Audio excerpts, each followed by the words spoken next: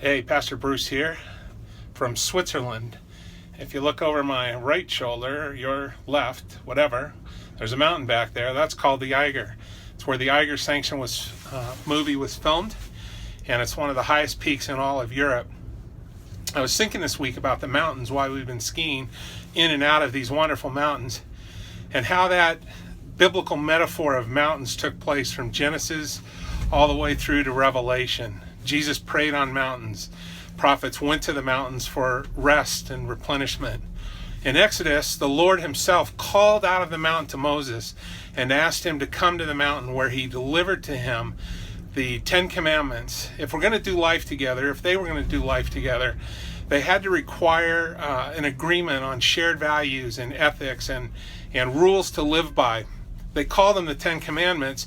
They were given to Israel, and in Israel's time they established all of these other rules and laws and relationships that hold fast to today.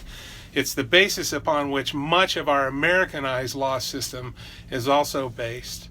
The 10 Commandments really are a guide to how we are to think about God, and then how we are to act in relationship to one another.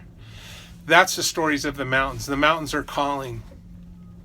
John Muir was a hiker, an explorer, a mountain man who discovered many parks and what would become national parks in the United States.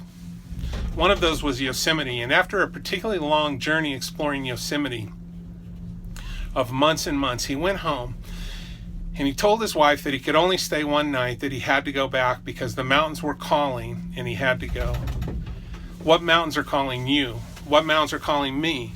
Well, I don't mean these mountains. These mountains have been calling me for a week. But what mountains are there in our life that are calling us? How is God speaking to us from those mountains? And what are we going to do with it when all is said and done?